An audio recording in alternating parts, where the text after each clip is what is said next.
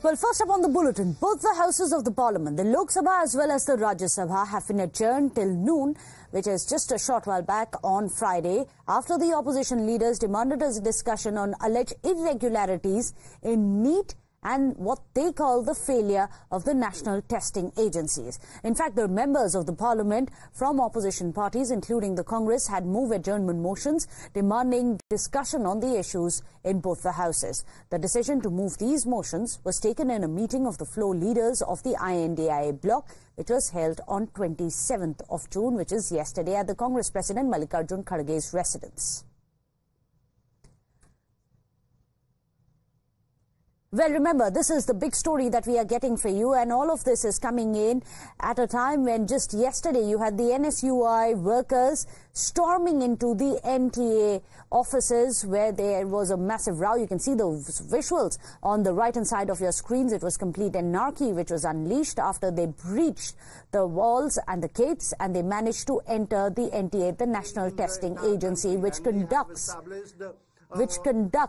the NEET as well as the NET examination. The NET examination, remember, has already been scrapped. The President has made us recall that we have become fifth largest economy in these 5 years. We have not only become the fifth largest economy, we have left behind Britain, which once ruled us. And we have not only become the fifth largest economy, we have also become the fourth largest. मैं पुनः आपसे आग्रह करता हूं, सदन चलाने की जिम्मेदारी हम सबकी है। हमें जनता ने बहुत अपेक्षाएं, आकांक्षाओं के चुनकर भेजा है। सदन के शुरुआत दिनों में नियोजित तरीके से सदन नहीं चलाने देना, ये संसदीय लोकतंत्र के लिए उचित नहीं है। मेरा आपसे आग्रह है, आप राष्ट्रपति अभिभाषण पर इस मुद्दे पर जोर से बोलिए, मैं आपको अलाउ करूंगा।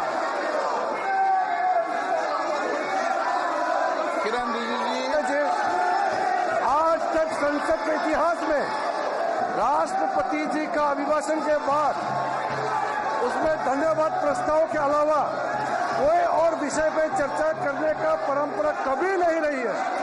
ये पहली बार कांग्रेस पार्टी और उनके कुछ दलों ने इस संसद के गरिमा को ताक में रखते हुए आदरणीय राष्ट्रपति का अभिभाषण पे चर्चा करने का जो प्रस्ताव रखना है, उसको विरोध करके वेल में आया है। मैं उसको कंडेम करना चाहता हूं। अध्यक्ष महोदय जी, आपने अपने चेयर से भी कहा है कि कोई भी मुद्दा विपक्ष के लोग उठाना चाहे उसको पर्याप्त समय दिया जाएगा, और राष्ट्रपति का अभिभाषण के चर्चा के प्रस्ताव के दौरान पूरा अपने बात रख सकते हैं। और हम सर, आपके माध्यम से मैं विपक्ष के लोगों को आश्वासन देता हूं कि चर्चा के दौरान कोई भी मुद्दा आएगा, हम जवाब के लिए तैयार हैं। पूर्ण रूप से हम जवाब भी देंगे। इसमें सदन को चलना दिया जाए और चर्चा होना चाहिए। माननीय सदस्यगण, मैं पुनः आपसे आग्रह कर रहा हूं कि आपको सदन में नारेबाजी करने के लिए नहीं भेजा है। मैंने पूर्व में कहा था, सदन का विरोध और सड़क के विरोध में अंतर होना चाहिए। आप सदन में अपनी बात को कहिए, राष्ट्रपति अभिभाषण में पूरे मुद्दे पर कहिए। आप राष्ट्रपति अभिभाषण पर चर्चा नहीं करना चाहते, आप मुद्दों पर बात नहीं करना चाहते, नीट के मुद्दों पर राष्ट्रपति अभिभाषण पर चर्चा नहीं करना चाहते, देश और मुद्दों पर चर्चा नहीं करना चाहते। सभा की कार्रवाई सोमवार दिनांक 1 जुलाई 2024 को प्राप्त 11 बजे तक के लिए स्थगित की जाती है। Lok Sabha has been adjourned, in fact, till the 1st of July.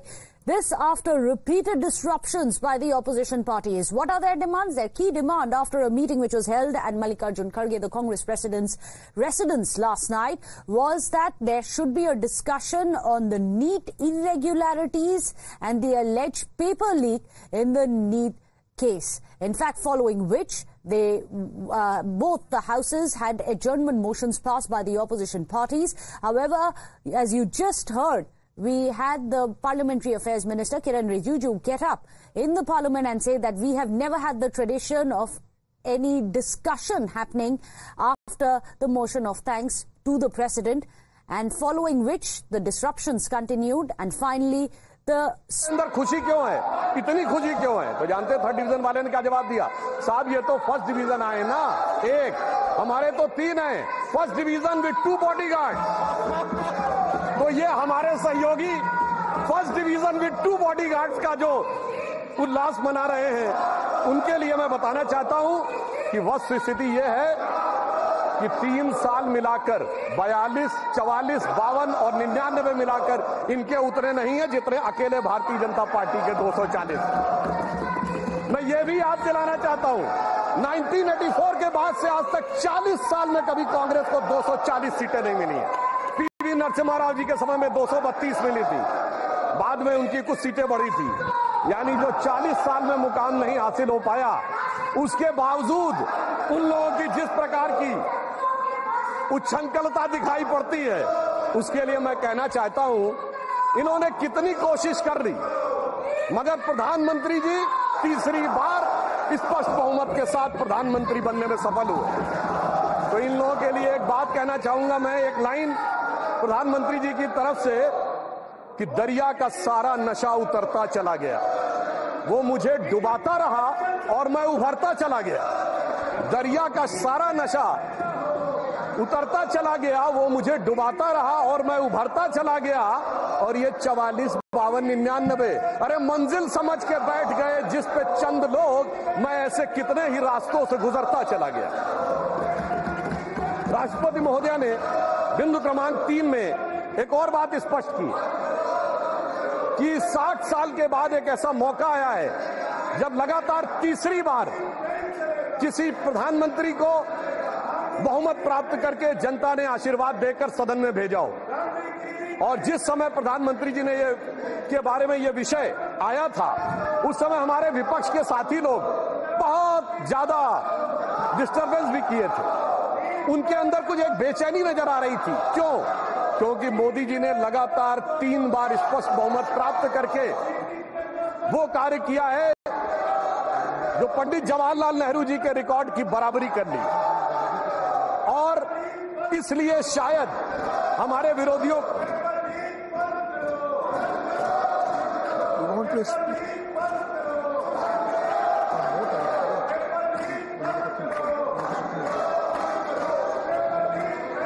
माननीय सुधांशु जी, माननीय एचडी देवगौड़ा जी एक्स प्राइम मिनिस्टर कुछ बोलना चाहते हैं, अगर आप समय उन्हें बीच में दे सकते हैं। जी जी, honourable HD Deve Gowda sir, I have got the highest regard. All our senior members wants to raise the issue of the NEET. What has happened? Lakhs and lakhs of students are suffering in the country. Please, I have no objection. But the point is, the government has already taken the decision and order for a CBI inquiry. The inquiry has not been completed. In 2-3 states, they have arrested the people who are responsible for this type of damage. Sir, please, sir, I am sitting in this house. I don't want to take sides. But so far as the NEET examination is concerned, what has happened? Yes, I do agree. You can't fix the responsibility because there's thousands of examiners in the whole country. It is so easy to fix the responsibility on an individual. The examination has, of course, it has gone wrong, and the government has taken the decision. It is the right decision. The concerned minister, the concerned minister has taken the decision till the inquiry is completed. You can't till the inquiry is completed.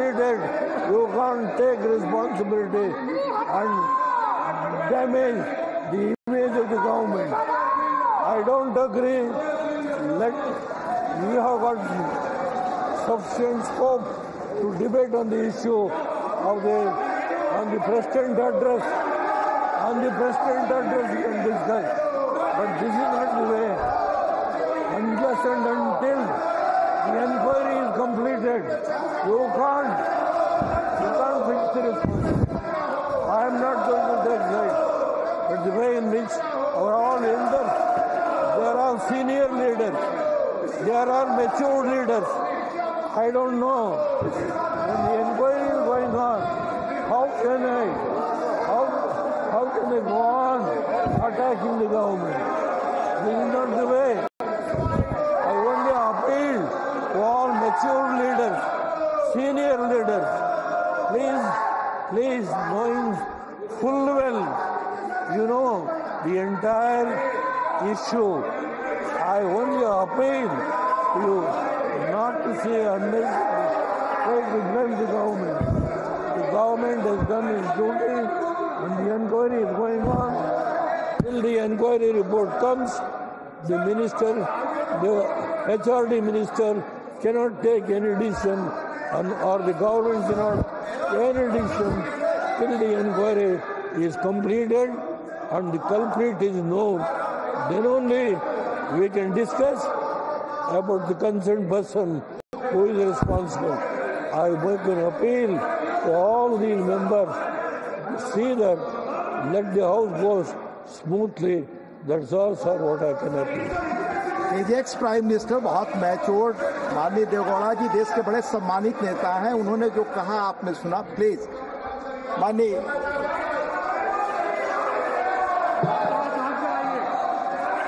Sudhanshu ji, please continue your speech.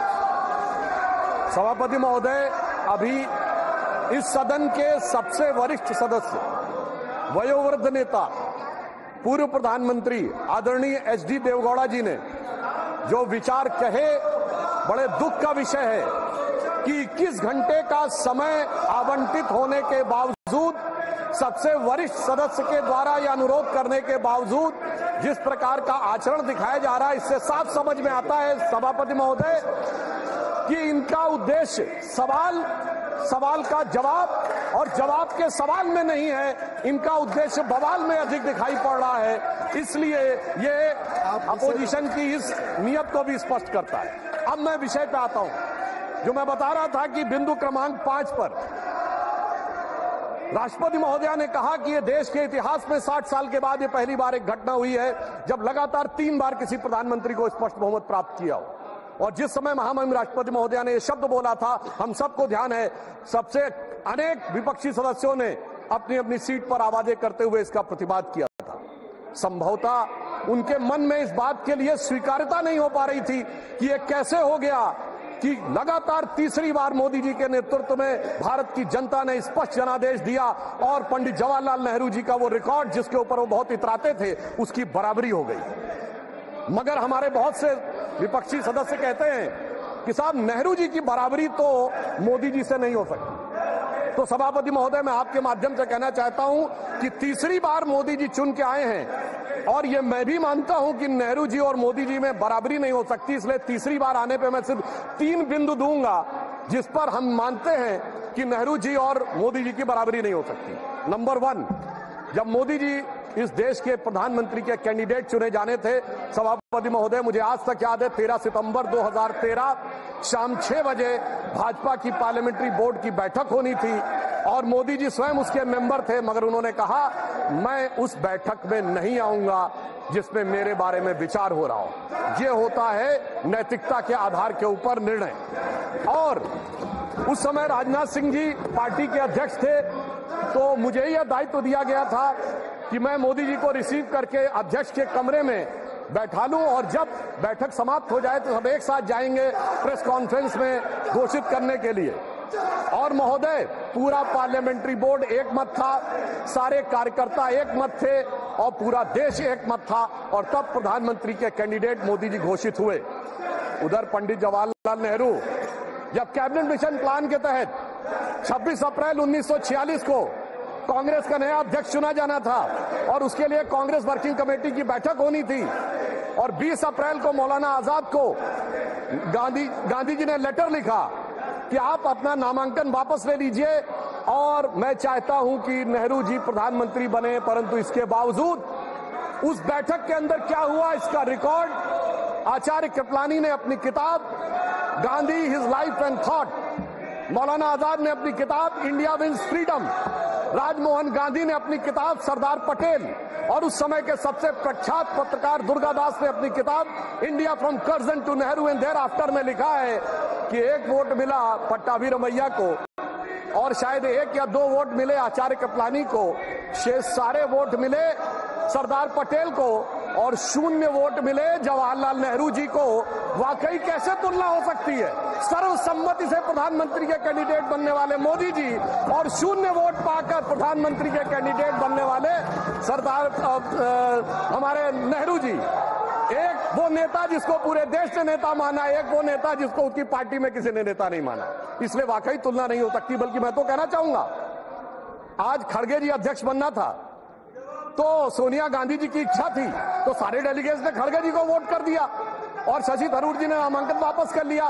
उस समय गांधी जी की इच्छा के बावजूद किसी ने नेहरू जी को vote नहीं किया, तो मैं कह सकता हूं आज खड़गे जी की स्थिति उस समय के नेहरू जी से बेहतर है। अब मैं दूसरा बिंदु कहना चाहता हूं कि इसमें वाकई प्रधानमंत्री श्री नरेंद्र मोदी जी और खड़गे जी में तुलना नहीं हो सकती।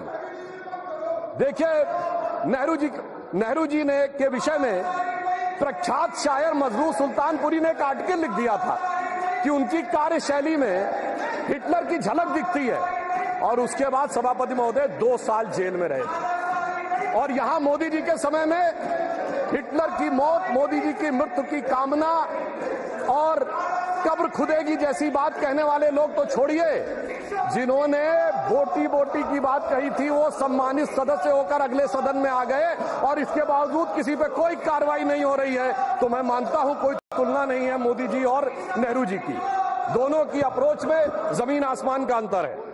और एक मैं बात और कहना चाहता हूं, हमारे तीसरा बिंदु, हमारे प्रधानमंत्री श्री नरेंद्र मोदी जी को कितने देशों ने अपना सर्वोच्च नागरिक सम्मान दिया। इसमें Bhutan, France, Papua New Guinea, Fiji, रूस और मालदीव।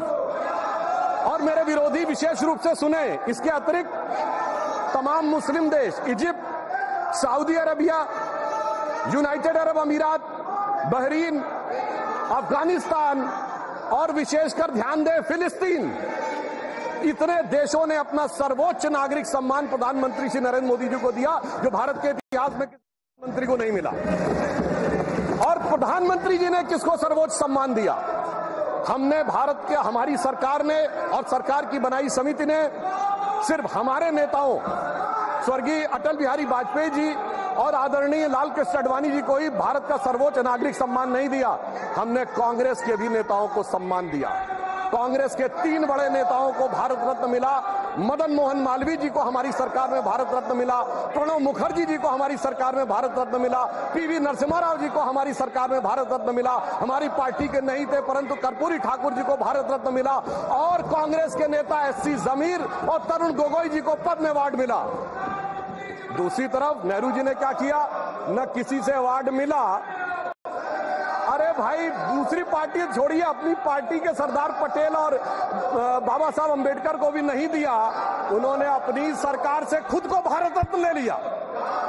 यानी एक मोदी जी जिन्होंने सबको भारत रत्न दिया और एक उनकी सरकार जिसमें खुद को भारत रत्न मिल गया। तो मैं मानता हूं कि इन तीनों बिंदुओं पर नेहरू जी और मोदी जी में कोई तुलना नहीं है। इसलिए मैं कह सकता हूं कि मोदी जी नेहरू जी की तुलना में एक अतुलनीय प्रधानमंत्री हैं और उन्होंने यह अतुलनीय उपलब्धि हासिल की। और एक बात और कहूंगा अंत में, वाकई दोनों में बराबरी नहीं है। हम लोग बचपन में एक बड़ा गीत था जो हमारी पीढ़ी और हमसे पहले वाली पीढ़ी ने अवश्य सुना होगा कि दे दी हमें आजादी बिना खड़क बिना ढाल। उसमें एक लाइन थी कि फूलों की सेज छोड़ के दौड़े जवाहरलाल, वो तो फूलों की सेज पे थे, और हमारे प्रधानमंत्री जी चाय की केतली लेके प्लेटफॉर्म पे दौड़े नरेंद्र लाल। दोनों में जमीन आसमान का अंतर था। वो जवाहरात के लाल थे और नरेंद्र मोदी जी गुदड़ी के लाल थे। वो हीरे जवाहरात के बीच में उनका बचपन गुजरा और इन्होंने गुदड़ी के लाल ने निकलकर आज भारत माता का भाल जिस ऊंचाई तक पहुंचाया है, उसके लिए सारा देश उन पर गर्व करता है। अब मैं पिछली बात को छोड़कर इस पे आता हूं कि तीसरे टर्म में हमारी सरकार किस प्रकार की बातों पर विचार करने की तरफ ध्यान दे रही है। राष्ट्रपति महोदया ने अपने बिंदु क्रमांक 5 में इस विषय का उल्लेख किया है, रिफॉर्म, परफॉर्म और ट्रांसफॉर्म। आने वाले समय में सबसे बड़ी चुनौती हमारे सामने आने वाली है, वो है एनर्जी और एनर्जी में ग्रीन एनर्जी। हमारी सरकार ने, प्रधानमंत्री श्री नरेंद्र मोदी जी ने इस विषय को बहुत पहले से ध्यान कर इस बात को समझ लिया कि आने वाला एरा ग्रीन एरा है। और याद करिए कि हमारी सरकार ने आने के बाद सबसे पहले क्या किया था, एलईडी बल्ब देने शुरू किए थे।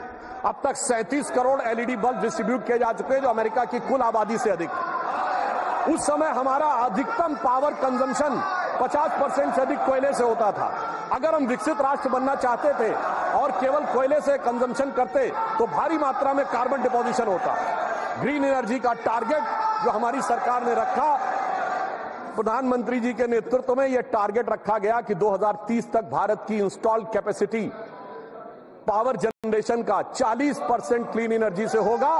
और हमेशा सरकारों में देर में होता है कार्य, मगर महोदय मैं बताना चाहता हूं, पहली बार भारत के इतिहास में वो 40% installed capacity by clean energy का टारगेट 8 साल पहले 2022 में अचीव कर लिया गया। और अब 2030 के लिए रिवाइज टारगेट 50% क्लीन एनर्जी का हो गया है। यह दर्शाता है कि हमने कितना महत्वपूर्ण छलांग लगाई है। इसीलिए हम तीसरे नंबर की देश बन गए हैं सोलर एनर्जी के संदर्भ में। 2014 में जहां सोलर एनर्जी 2.6 गीगावाट थी, वहीं 2023 में 66.7 गीगावाट हो गई है। और इतना ही नहीं, अब प्रधानमंत्री जी ने जो एक प्रधानमंत्री सूर्य घर योजना शुरू की, जिसका उल्लेख राष्ट्रपति महोदया के अभिभाषण में है, मैं बताना चाहता हूं, लोगों के घर पे सोलर रूफटॉप्स लगेंगे और मुफ्त की बिजली प्राप्त हो रही है। और मुफ्त की बिजली के साथ साथ जो इलेक्ट्रिक स्कूटर या इलेक्ट्रिक कार चलाएंगे, उनका चार्जिंग भी मुफ्त की हो जाएगी। सोचिए कि एक ऐसी योजना जिसमें किसी भी प्रकार का पर्यावरण पर आक्षेप नहीं आ रहा है, पर्यावरण के ऊपर कोई प्रभाव नहीं पड़ रहा है, मुफ्त की ऊर्जा मिल रही है, और वो भी सरकारी खजाने पर बगैर कोई बोझ डाले। जो लोग